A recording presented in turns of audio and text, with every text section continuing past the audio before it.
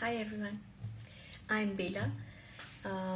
This is a great initiative that the women in Swaminagar and Panchil Enclave are taking interest in making a mask for themselves or for their household help. And this we planned that we could do it with just any used fabric, used clothing, or a bed sheet, or an old dupatta. uh, in my learning or in whatever I have read till now, I I think 2 layers of poplin and cambric is fine for protection. However, if you feel that your fabric is thin or sheer like malmal or a voile or something, then like in old saris you would get voile. And if it is thin fabric, then maybe you should use 3 to 4 layers. I worked on 2 designs, since yesterday I've been trying, and I was able to achieve a reasonably good fit now. And so I have standardized a pattern. If anybody wants, I could share it with you. I could just show it to you here. So I have taken this brown paper piece, and I will be giving you the dimensions, and also I've done the paper plan for it, which is right here. um, and I will send you maybe a still photograph of the same so that you could refer to it should you want to do this work yourself at home. Now to show you the mask that I have made, you can see it's here.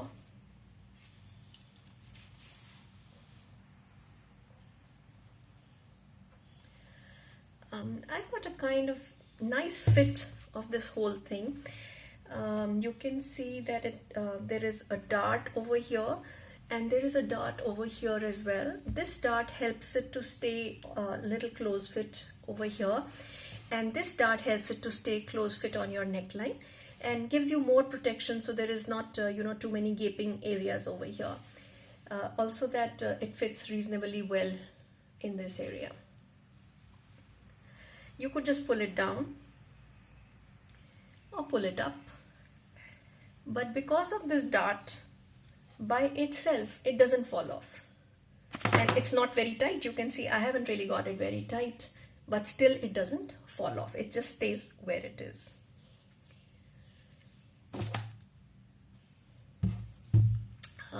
Now to tell you how I did this, you can see I haven't done a very great job. I was just so enthusiastic about making it and just finishing the work. I didn't even have the right color thread. It being the lockdown time, whatever was in my sewing machine, I just used that. You can see I have used a zigzagger machine, and I will just go run you through the process on how I did it. So I took a fabric which was 8.5 inches like this, and 6.5 inches like this. And you can see I have this line marked here and here. These are the seam allowances, which means what I require to make a seam.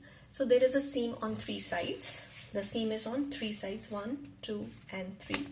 So it's here, 1, 2, and 3. In each of these seams on the sides, I left this much unstitched area. You can see it here. I have marked it here as well, this area, and it doesn't show the stitching line. If you can see, there is a red stitching line on the rest of it, runs till here, and then this is the unstitched area. This one also runs till here, stitching line. You can see a red line. It runs till here, then there is unstitched area till here, and then there is again stitching till here, then again on the corner an unstitched area, and goes down till here. This side has no seam. It's got the fold of fabric. So you can see that this side is a fold of fabric. Now we are going to, naturally when there is a fold of fabric, it means that it is 2 layers. So with 2 layers, we are going to make a seam on 1, 2, and 3, third side. And once these holes are left over there, and a small hole is left over here, as I showed it to you in the brown paper, the unstitched area, this is left for turning the entire stitched piece inside out so that all the seam allowance goes inside, and now you have a clean piece outside. Ironing is very critical at this stage. You should iron so that your seam just makes the exact fold line and doesn't, the seam is not slipping to either one of the sides, either front or the inside.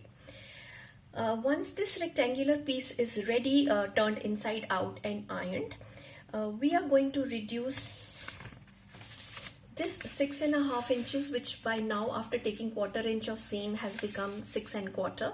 We are going to reduce this by pleating and making it now a size of 3 inches ready. Okay, so you can mark it. I haven't marked it on this one, but I marked it directly on the fabric at that time, but I could do that as well. So I have marked the pleats and made it to the size of 3 inches now.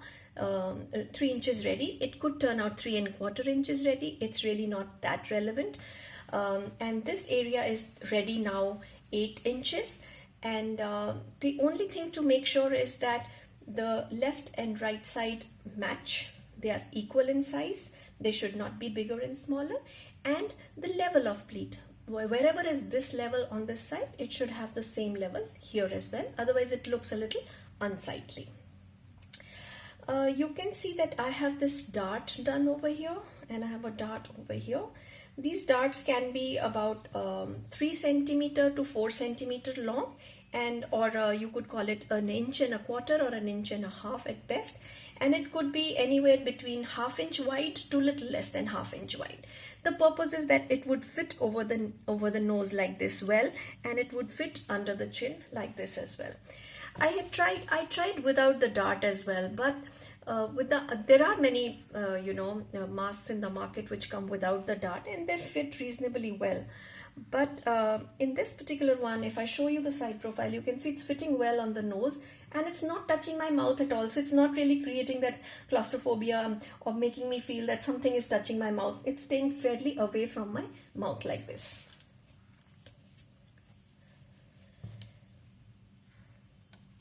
I have used this zigzag machine, but it's not essential because everybody doesn't have a zigzag machine. You could use a simple seam to do this work. Now, before you do the seam, you have to insert the elastic. Remember the holes that we left unstitched over here on these 4 sides? We are going to insert the elastic through this. The elastic size that I have taken is 6 inches, and the width of this elastic is about 3/8 of an inch, but it could be 1/4 of an inch as well. And if you can lay your hands on 1/8 of an inch, even that will work. I found broader elastic. For example, if you used a 1/2 inch elastic, it may not be really nice because then doesn't go around the ears really well. So once this is inserted, you do the seam from here to here. Make sure you make the seam secure at the ends. Lots of times we just start the seam from here and end the seam from here, and we clip it here and we clip it here. That's not a very good idea, because with a little bit of use, what is going to happen is that the elastic will start to come out. So make sure the elastic is inserted deep enough, and that there is a double seam here and a double seam here. Make sure the ends are secured. Also, the seam should be with a good quality thread, otherwise even these pleats will come out. Remember, this is a reusable mask, so it's going to be washed a number of times, probably washed every day. You could use it daily, wash it and reuse it. And it didn't take too much time. It took me about, once my pattern was ready and once the cutting was ready. I mean, if I was to make 5-7 pieces, I would cut them all together, mark them first, and then sit on the sewing machine to do the work. I think on the sewing machine, the work was for about 5 to 7 minutes, maybe 10 minutes for somebody else. It shouldn't be more than that. I didn't take too much care, on how clean my seam was really, because I was just too excited to try it out, and and it's out of a torn piece of fabric. You can see I really didn't even take a great piece of fabric because I was just going to try it out. So here is the mask, a homemade mask. Try it out, and if you enjoy it, I'd be very happy. Make it for yourself, make it for your children, make it for your parents, make it for your house help, and give it to as many people as you can. It's community service today. Do as much as you can. Bye-bye. Thank you.